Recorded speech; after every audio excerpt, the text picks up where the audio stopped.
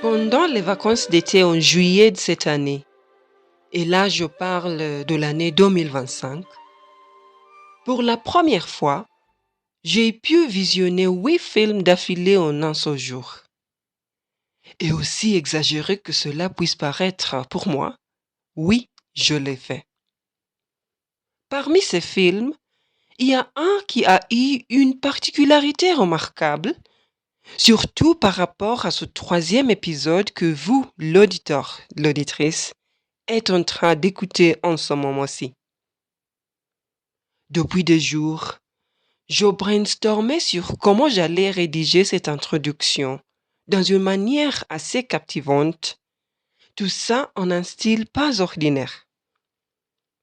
Et au milieu de ce film en question, une idée intéressante pour l'introduction m'est venue en tête grâce aux similitudes entre les événements qui se déroulent dans le film et ceux qui ont eu lieu à l'université de Garissa le 12 avril 2015. Je parle du film Hotel Rwanda. Je suis sûr que la plupart des gens l'ont déjà visionné comme moi, et si ce n'est pas le cas, qu'ils en avaient déjà entendu parler. Vous souvenez-vous des différents scénarios dans le film où les réfugiés se font arrêter par les milices armées et demander de prononcer leur propre nom, un à un, afin de séparer les Hutus des Tutsis? Pourquoi? Pour tout simplement éliminer les cafards, le surnom utilisé par ces milices pour désigner le peuple Tutsi.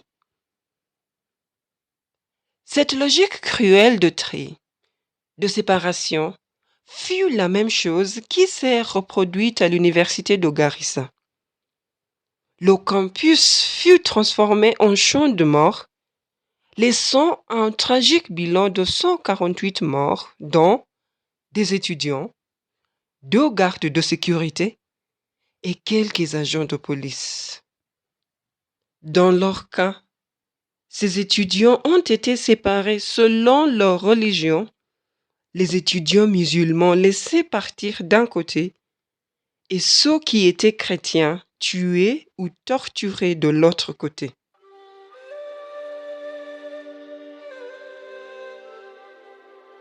Mais qu'est-ce qui fait que des jeunes étudiants désarmés, curieux et pleins de rêves se retrouvent en première ligne de telles violences insensées? Pourquoi ces assaillants visent-ils souvent ce groupe de jeunes personnes? Ont-ils peur d'une jeunesse bien instruite, informée et ouverte au monde?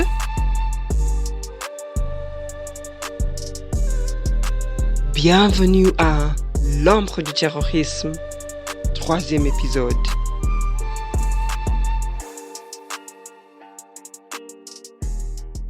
Au fil des années, on a pu témoigner et entendre de nombreuses attaques contre des écoles et des universités différentes dans le monde.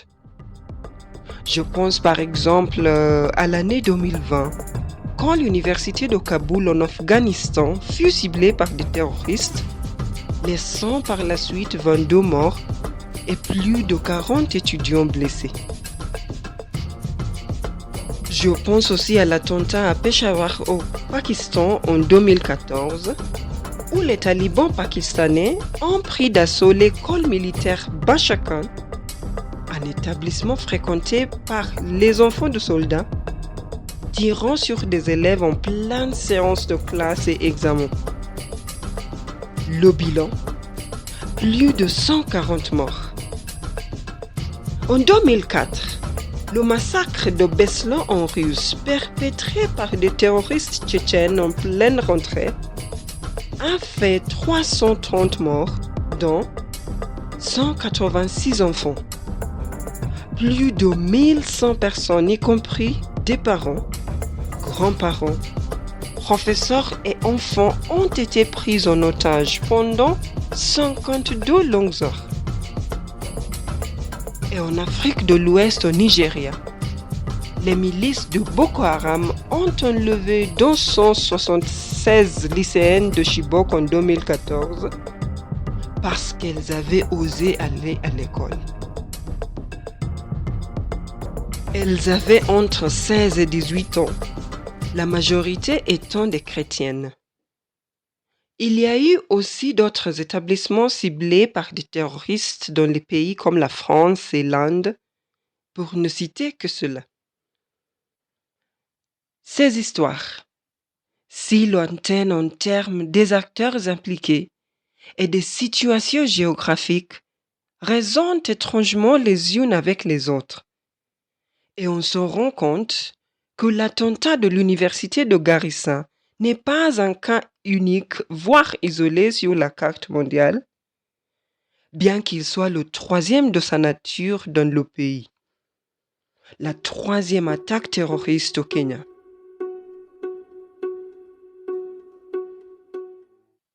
Après avoir regardé et suivi plusieurs extraits d'entretiens accordés par les survivants et survivantes de l'attaque à Garissa, en tant que Kenyane, j'ai imaginé les différentes scènes décrites par ces victimes. Des tirs incessants, des étudiants terrifiés se cachant dans les dortoirs, couloirs et salles de classe, des tueries de masse et des corps ensanglantés et sans vie de leurs camarades. Ça a été vraiment une expérience traumatisante. Et leurs proches, surtout les parents, comment expliquer à un parent que son enfant, qui était en pleine forme, pas malade, est grièvement blessé, ou pire encore décédé suite à un attentat terroriste en son établissement scolaire?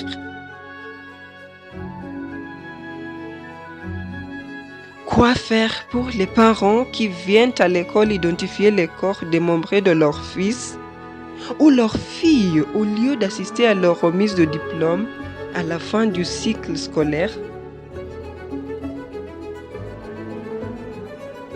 Comment consoler une mère ou un père en deuil dont l'espoir pour leur enfant a été brisé par un acte de terreur?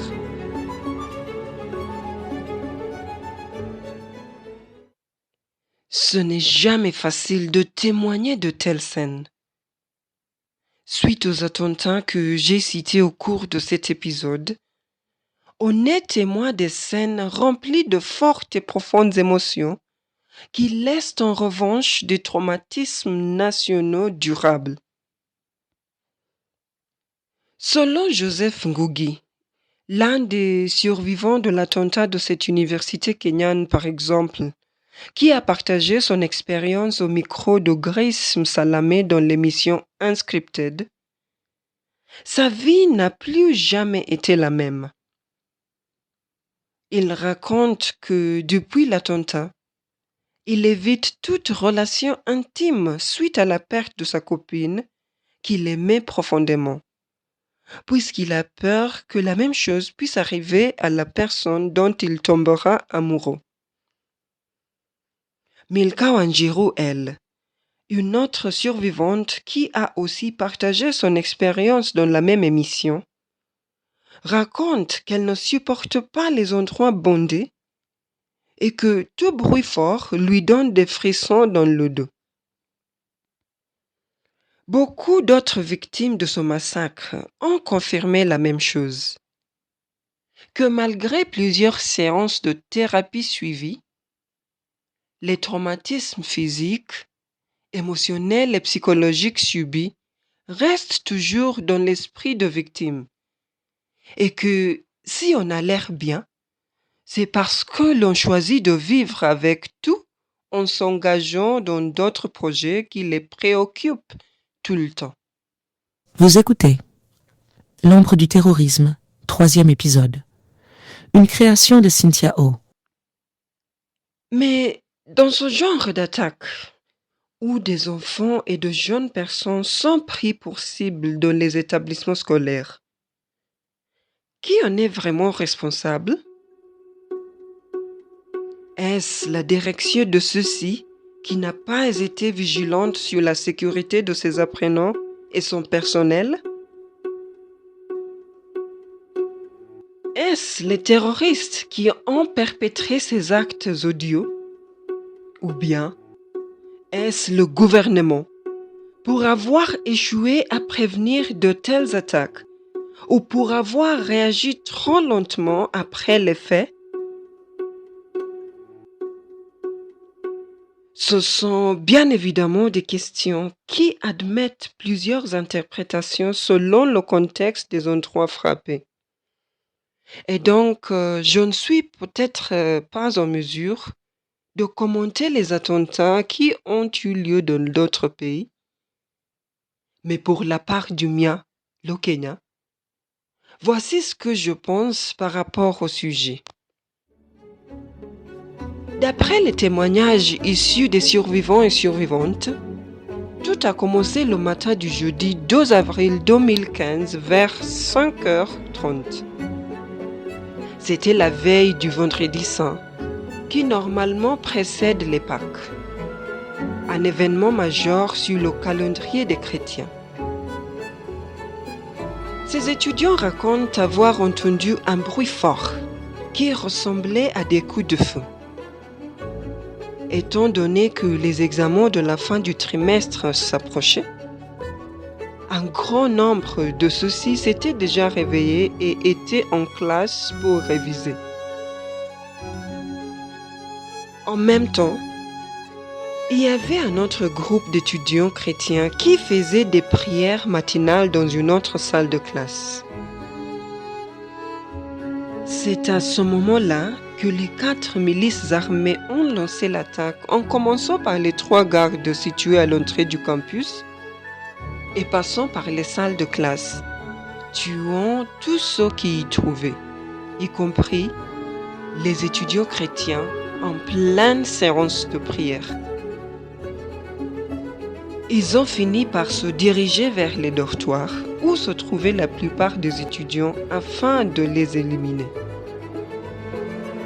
Quant à ces témoignages, des tirs ainsi que des explosions ont été entendus par intervalles sur les couloirs et en dehors des dortoirs et ont continué pendant au moins 9 heures, une durée suffisamment longue qui a permis à ces jeunes victimes de savoir et comprendre que leurs attaquants étaient des militants appartenant au groupe terroriste Al-Shabaab, car ceux-ci l'avaient confirmé eux-mêmes. Et en plus de ça, ils parlaient en langue somali les uns avec les autres. Si vous avez suivi des actualités relatives à cet événement de la part des journalistes, ainsi que les témoignages de ces nombreuses victimes, vous serez d'accord avec moi que ces terroristes ont eu du temps en leurs mains. Assez de temps pour tuer 148 personnes, du temps pour passer et recevoir des appels téléphoniques et pour se demander les uns aux autres s'ils avaient éliminé toutes les personnes qu'ils étaient censés éliminer lors de l'opération. Disons tout simplement qu'ils se sont fait plaisir dans cette mission meurtrière. Depuis le lancement de cette opération à 5h30, ce n'était qu'à 18h30 du même jour que le Recce Squad est arrivé sur place afin de gérer la situation. Oui, ce n'était qu'après 1, 2, 3, 4, 5, 6, 7, 8, 9, 10, 11, 12, 13. 13 longues heures que cette équipe chargée de la gestion de telles situations s'est présentée sur scène.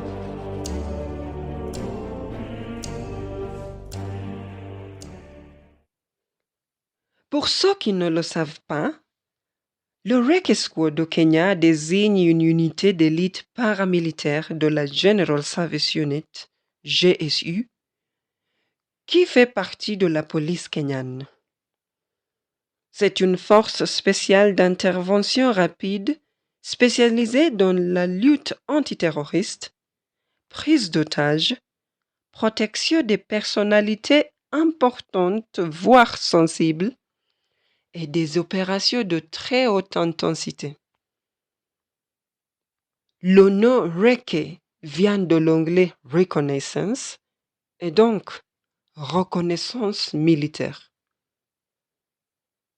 C'est l'équivalent des SWAT américains ou du GIGN en France. Certes, il y a eu des interventions de la part de la Kenya Defense Forces et la police nationale pendant tout ce temps, ce qui a énormément aidé à secourir de nombreux autres étudiants et étudiantes encore vivants et pris en otage pendant l'opération. Mais c'est l'équipe de Recce qui est mieux formée et équipée pour gérer et contrôler des situations de telle nature et ampleur. Côté négatif, elle y est arrivée 13 heures plus tard, suite à laquelle plusieurs vies supplémentaires ont été perdues. Côté positif, à son arrivée, l'équipe n'a mis que 30 minutes pour neutraliser les 4 terroristes et maîtriser la situation entière. Car à 19 heures, le ministre de l'Intérieur de l'époque, Feu Joseph Nkaissery, a annoncé que le siège était terminé et a imposé un couvre-feu dans la ville de Garissa, du crépuscule à l'aube, dans les jours qui ont suivi.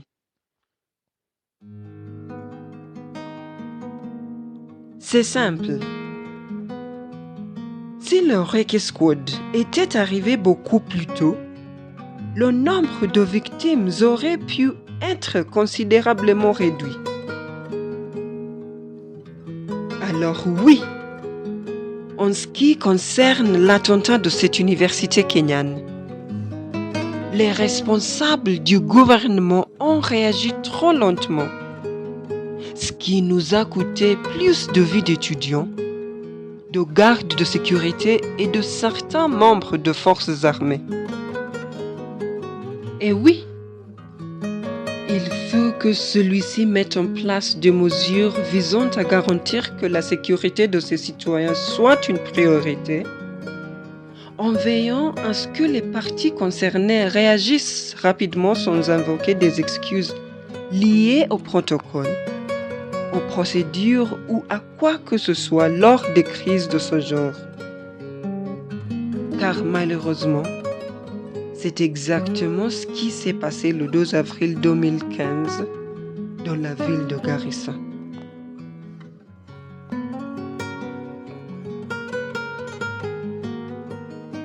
Jusqu'à présent, je n'ai pas été victime, ni n'ai eu d'être chère victime d'un acte terroriste. Je ne sais peut-être pas vraiment ce que l'on ressent lorsqu'on vit une telle expérience, mais une chose est sûre, je partage la douleur de toutes les personnes touchées. Et comme tant d'autres Kenyans et Kenyanes, je suis heureuse d'être là pour elles, de quelque manière que ce soit. C'est donc pour ça que je conclus cet épisode par une lettre spéciale que j'ai rédigée et que je dédie à toutes les victimes de l'attentat de Garissa et à celles qui ont vécu la même expérience dans d'autres parties du monde, dans tous les coins de cette belle planète.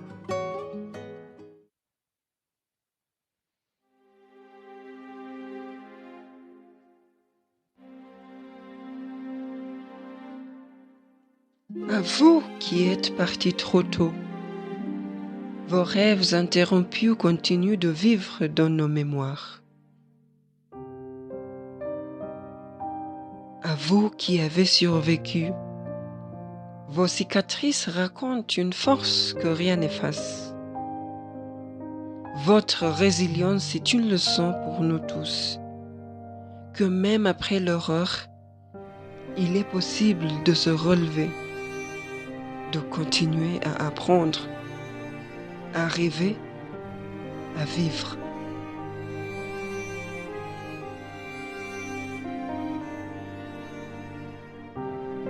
À vous, famille et proches, aucun mot ne peut combler le vide laissé par l'absence. Mais sachez que vos fils, vos filles, vos frères et sœurs, vos amis ne sont pas oubliés. Nous portons leur mémoire avec vous et nous nous tenons à vos côtés dans cette douleur partagée. Aujourd'hui, avec tant d'amour, je dédie ces mots à vous toutes et tous, pour que le silence ne vous emporte jamais sur la mémoire.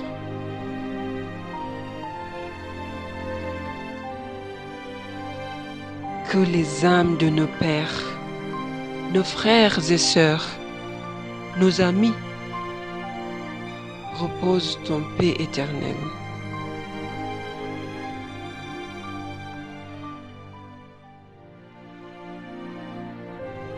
Ce podcast a été conçu, réalisé et présenté par moi, Cynthia Okumu.